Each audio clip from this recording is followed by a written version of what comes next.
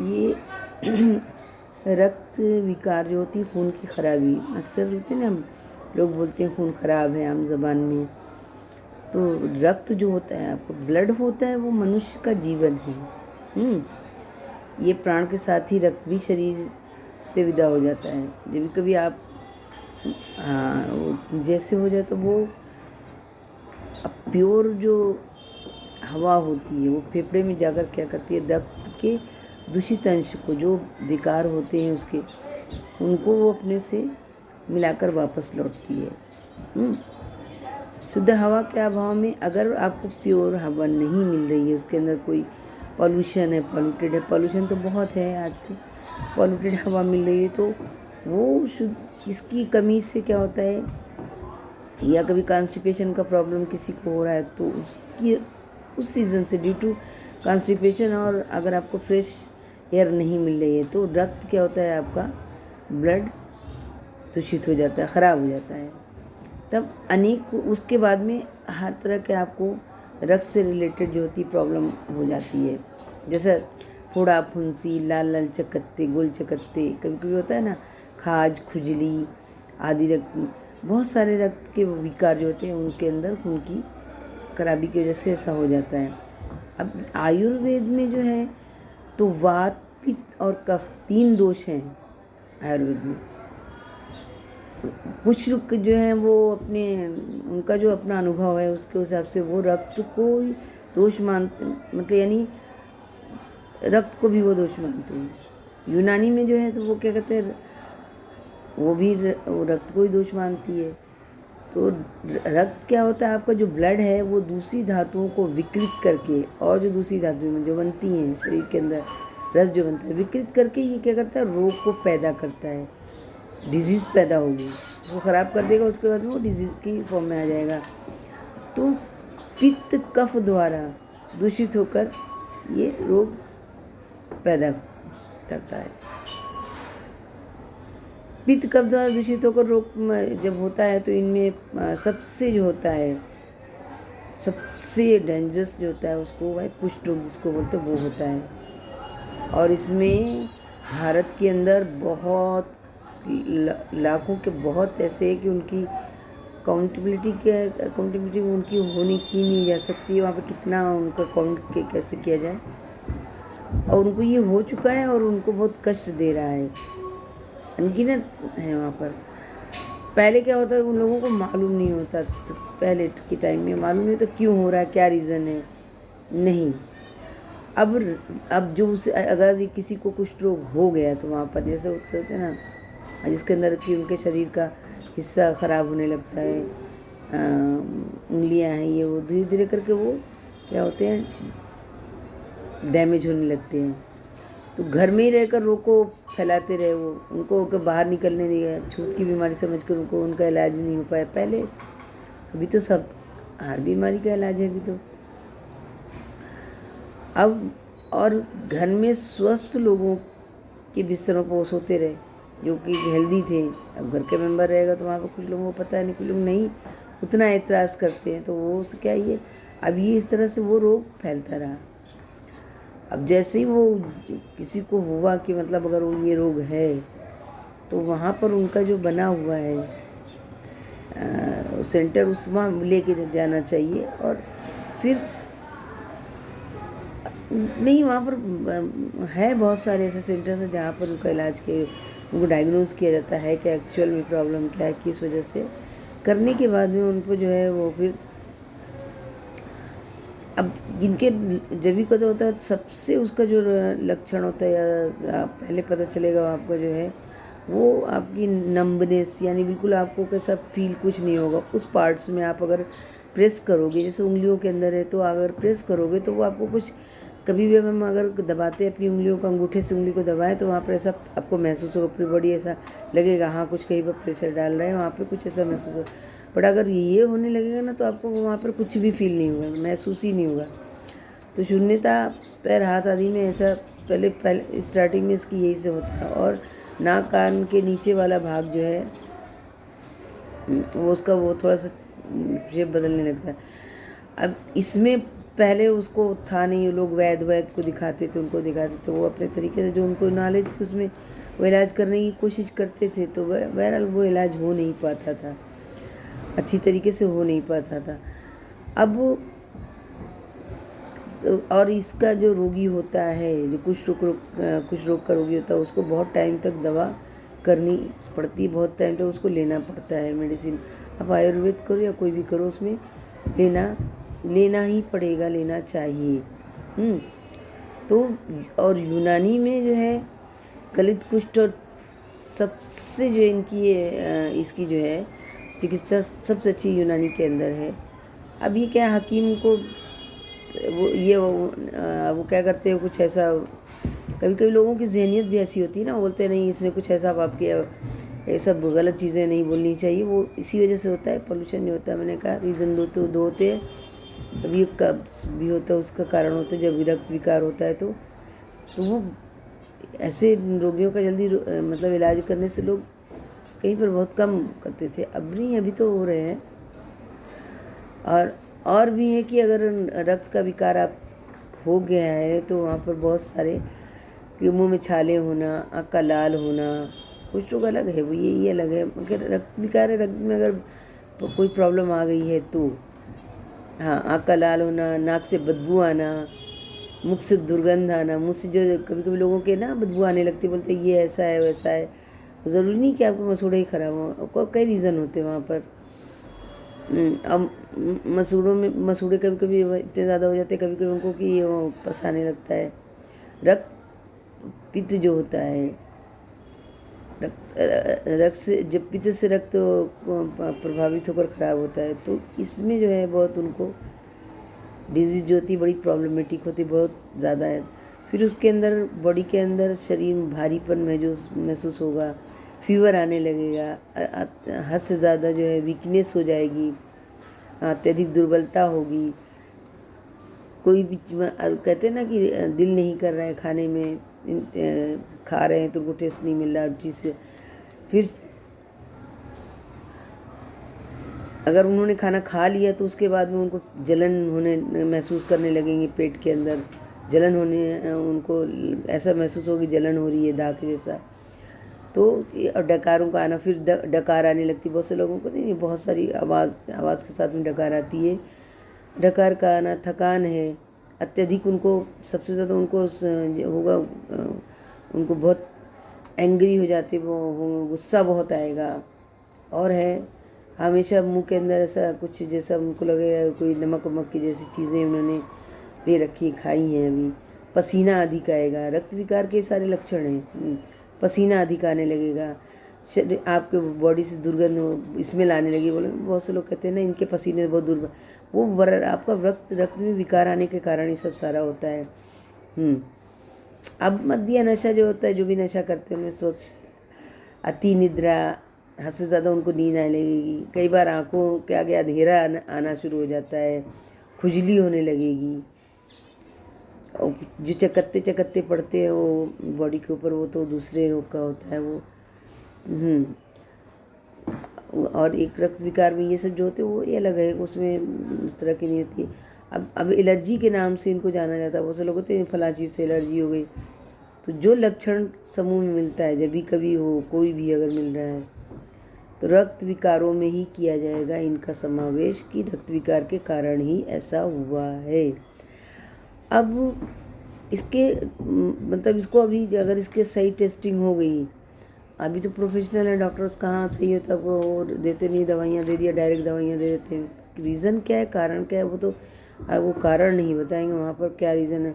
Main उन रीज़नों को जानने के बाद में जब दवाइयाँ दी जाती है तो वो उसका आसानी से वो रोग ठीक होने की तरफ चल पड़ता है। नहीं तो वहाँ पे ये अंधेरे में तीर चलाने का कोई मकसद नहीं होता। काफ़ी टाइम तक लोग कभी कभी स्किन की प्रॉब्लम आ जाती है, उसके अंदर जैसे फोड़े फुंसियाँ हैं, लाल चकत्ते आना, तो इलाज कराते रहते कोई उनको फ़ायदा नहीं महसूस होता है।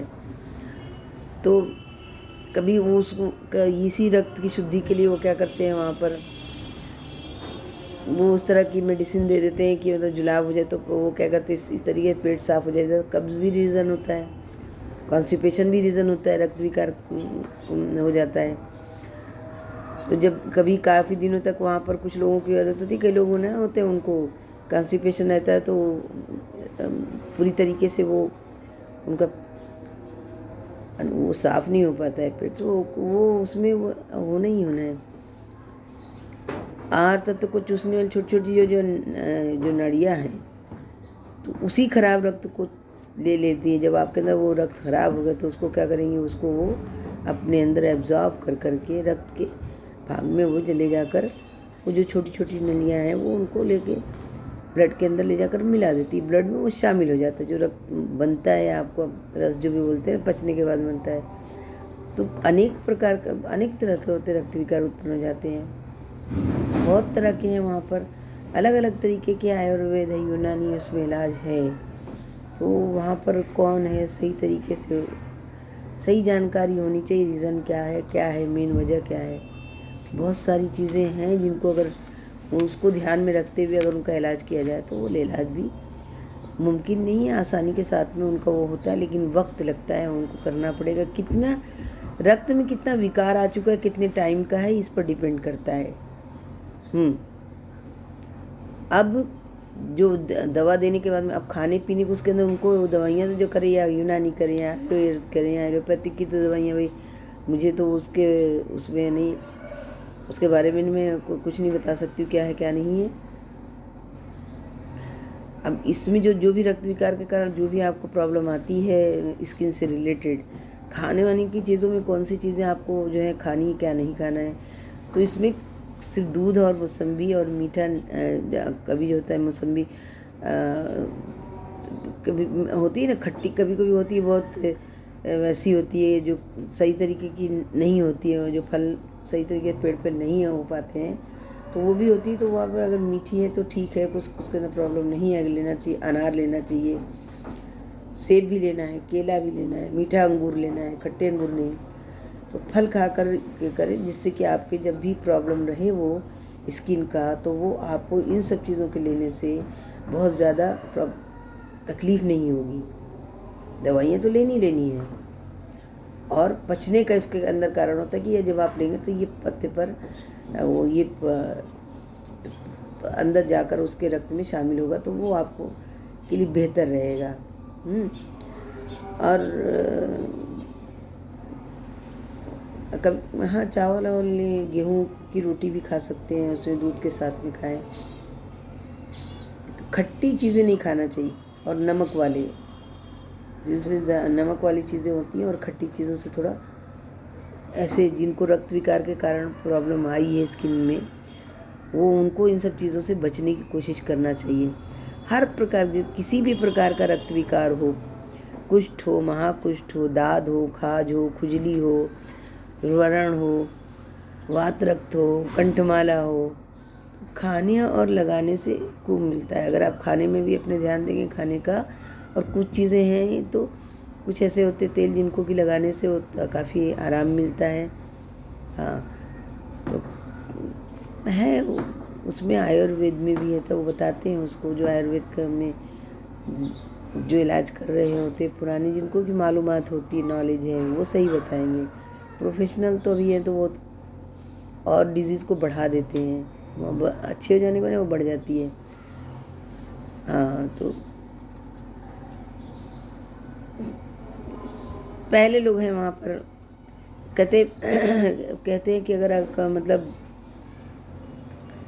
एक हिस्सा आप चंदन का ले लें, और किस तेल अगर ले रहे हैं आप, तो किस तेल में मिला करके अगर उसमें लगाते हैं, अगर खाज खुजली आपको हो रही है, एक्जिमा टाइप का जो होता है, या सफ़ेद कुष्ठ रोग होता है, तो ये अच्छा फ़ायदा करता है।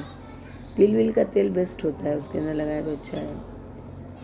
हाँ, कभी कभी होता है कुछ ऐसा करते हैं, किनको हुआ नहीं हुआ वो तो प्रयोग करने पर होता है ना। गाय के दूध में 3-4 भाग शुद्ध किए हुए गंधक जो होता है, हाँ, जिसको अमला सार बोलते हैं, उसको पीस कर उसमें जो है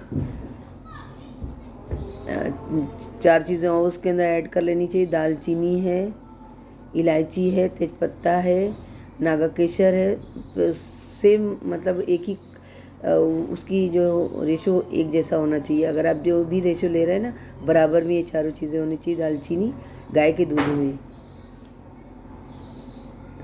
3 बार जो है उसको यानी प्योर कर लो। अगर गंधक है, उसको आंवला सार भी बोलते हैं, तो पीस करके उसके अंदर उसको, अगर उसके अंदर कुछ मिलावट नहीं हो। अब इन सब तीनों चारों चीज़ों को मिला लेना है सेम रेशो में। दालचीनी, इलायची, तेजपात मिला करके उसके गिलोय, हरण, बहेड़ा, आंवला, सूंठ, भृंगराज, सब के सोरस का क्वाथ बनाएंगे और अलग अलग तरीके से उसको 8 बार उसको उस तरीके से, मतलब प्योर जैसे कहते हैं ना, प्योरिटी करेंगे मिलाने के बाद में उसको।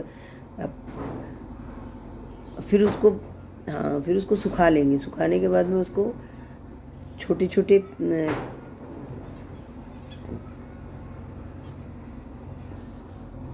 चूर्ण कैसा होता है, किसी भी चीज़ का खा रहे होते हैं, वैसे उस शक्ल में ले लेंगे।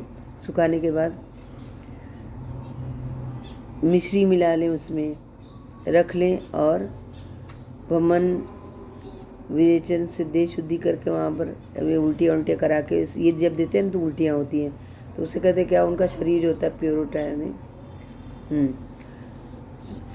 इसकी मात्रा क्वांटिटी ज़्यादा नहीं होनी चाहिए अगर कोई कर रहा है तो, अदरवाइज़ वहाँ पर किया नहीं गया, वहाँ पर किसने किया है, कौन नहीं किया है। इसकी ये चीज़ें हैं जो कर चुके हैं, वो जानते होंगे जिन्होंने किया होगा। अब उस पर डिपेंड करता है, कोई करना चाहे तो करे, नहीं करना चाहे तो नहीं करे। किसी को फोर्स नहीं किया आप इसको करो, ये नहीं है। और जब ये आप ले रहे हो ना, हाँ, तो उसमें नमकीन और खट्टे पदार्थ को नहीं खाना चाहिए, बिल्कुल नहीं। उसमें ये जो पत्तेदार सब्जियाँ होती उसको भी नहीं खाना चाहिए, दाल भी नहीं खाना चाहिए। ब्रह्मचर्य का पालन करना चाहिए। रक्त शुद्धि के लिए ये सबसे फेमस और ये विधि है, ये जो योग बताया, पूरा मिलाकर बताया गया ना, इसको गंधक रसायन बोलते हैं। गाय के दूध से 3 बार उसको शुद्धि उसकी करनी पड़ेगी। गंधक की जो आंवला सार है उसको पीस करके उसमें, और 4 चीज़ें जिसको वहाँ पर है, जिसमें दालचीनी होगी, इलायची होगी, तेजपत्ता होगा, नाकाकेसर होगा, समान रेशो में लेकर के गिलोय है, हरड़ है, बहेड़ा है, आंवला है, सूंठ है, भृंगराज है, इन सब का स्वरस, इनका मतलब निकालना है जो रस होगा वो, और फिर उसको सुखा करके पका लेना उसको। फिर उसको सुखा करके वो चूर्ण टाइप का बन जाए, वो उतने ही उसमें अंदर लेना है, 1.5 ग्राम लेना है, उसमें उतनी मिश्री मिला करके, जितना आपने सुखा लिया, जितना आपका है उसमें उतना मिश्री मिला लें, मिलाकर रख ले। और इसको देने का जब लेंगे ना, तो वहाँ तो क्या होगा, उल्टियाँ वॉमिटिंग होगी। तो वो वॉमिट होने के बाद तो कहेंगे जी, वो ये आयुर्वेद में बताते थे कि इस तरीके से क्या होगा, वहाँ पर शुद्धि होगी।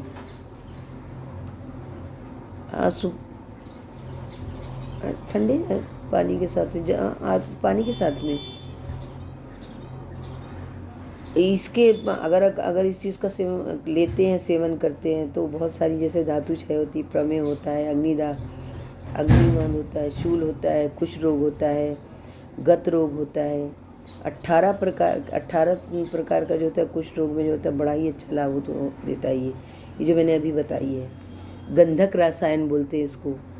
आयुर्वेद के अंदर वो लोग बनाते हैं जो जिनको पहले प्रैक्टिस थी वहाँ पर। आयुर्वेद में क्या, आयुर्वेद तो नया है नहीं, बहुत पुराना है। जिनकी प्रैक्टिस थी वो उस तरह की बनाते थे, और पुराने से पुराने रोग का इलाज हो जाता था। बहुत जिस रोग को ऐसा लगता था कि वहाँ पर उसका इलाज ही नहीं हो पाएगा, वो रोग अच्छे हो जाते थे। सबसे फेमस है ये गंधक रसायन वाली विधि। तो ये रक्त विकार के ही वजह से वो सारा प्रॉब्लम होता है। कहने वाली बात है कि रक्त विकार की वजह से अगर आपके अंदर ब्लड में प्रॉब्लम आ गई, आपका रक्त खराब हो गया, तो वहाँ पर पहले लोग कहते थे ना कि खून खराब, खून खराब, खून खराब। तो कभी कभी हवाओं में आपको प्योरिटी नहीं, एयर के अंदर भी बहुत सारा पॉल्यूशन होता है। आप सांस ले रहे हो, वहाँ पे सांस के ज़रिए से पहुँच रहा है, और कॉन्स्टिपेशन काफ़ी वक्त से नहीं वो साफ़ हो रहा है, और वो इकट्ठा हो रहा है, तो वो टॉक्सिसिटी का वही काम करेगा ना, टॉक्सिक हो गया। अब वो ब्लड में वो जो भी उससे होगा ब्लड के अंदर ही जाएगा। रक्त जब हम खाना पचता है, जो रस होता है वही रस पच के तो जो ब्लड में जब जाता है वहाँ पे मिल करके वो उसके अंदर वही तो मेन काम वर्क कर रहा होता है ना, वही होता है। तो रक्त में विकार अगर हो गया, खून में खराबी हुई तो 18 तरह का आता है उसमें।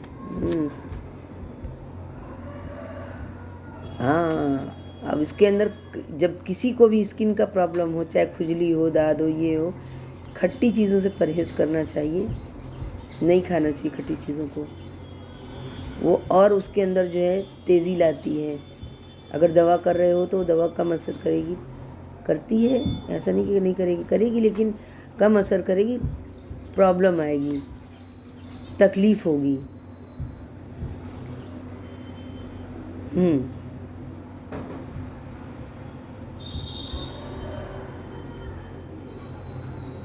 हाँ, बहुत सारी ऐसी चीज़ें, अब भी बहुत तरीके हैं, बहुत तरीका है।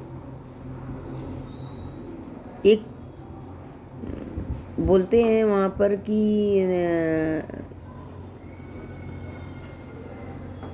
एक ऑयल हो जाए तो कहते हैं कभी कभी किसी ऑयल को भी वो बनाते हैं वहाँ पर, तो वो ऑयल होता है ना हिडनोकार्पस वाइटियाना, हिडनोकार्पस वाइटियाना।